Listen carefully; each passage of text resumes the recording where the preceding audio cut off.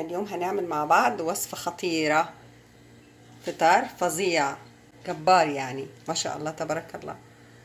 تابعي معايا نهاية الفيديو وإن شاء الله بيعجبك وتجربيه بإذن الله، وبألف صحة وهنا عليك يا رب. هاي، عاملين إيه؟ إن شاء الله تكونوا بألف خير يا رب. اليوم بإذن الله وصفتي معاكم كتير سهلة ومتوفرة في أي بيت. فطار صحي يعطيكي طاقة وحماس وقوة، ما شاء الله، تحفة تحفة تحفة. يلا نشوف مقاديرنا. زبادي، النوع اللي تفضليه برضو تحبيه، دايت خالي الدسم مش خالي الدسم براحتك. حبة تفاحة، فيكي تستبدلي بأي فاكهة. عسل أبيض، 7 تمرات. والتمر أنا فتحاه وحاطة في قلبه بسم الله حب رشاد. اوكي، يعني شوية كده، حوالي ربع معلقة او اقل. كل تمرة حب رشاد كتير ممتاز. فيك تستبدليه بحبة بركة او بذور الكتان. اوكي، سهل جدا، يعني فطار سهل وبسيط جدا، بس رهيب، فوائده خطيرة. يلا نشوف هنعمل ايه. طبعا المقدار براحتك على حسب كم فرد بده يفطر. بسم الله. وطبعا علبة الزبادي.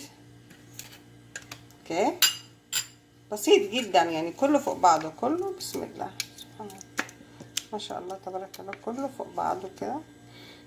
اوكي، بس الميكس ده مع بعضه خطير.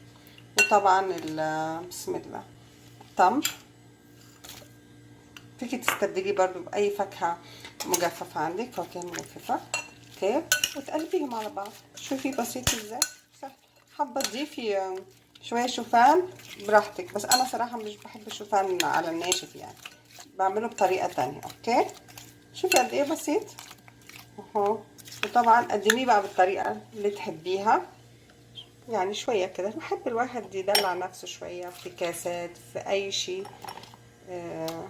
تحبي تدلعي نفسك، دلعي نفسك، عشان لازم يبقى دايما انتي مشحونة بالطاقات الإيجابية، لأنه عشان تعكسيها على اللي حواليكي. أتمنى تجربيه وتقولي لي رأيك ايه إن شاء الله.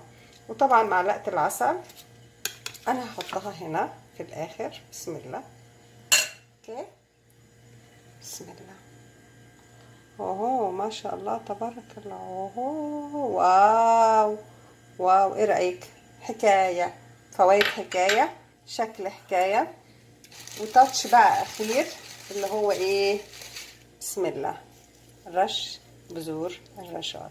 ترى على فكرة فوائدها فظيعة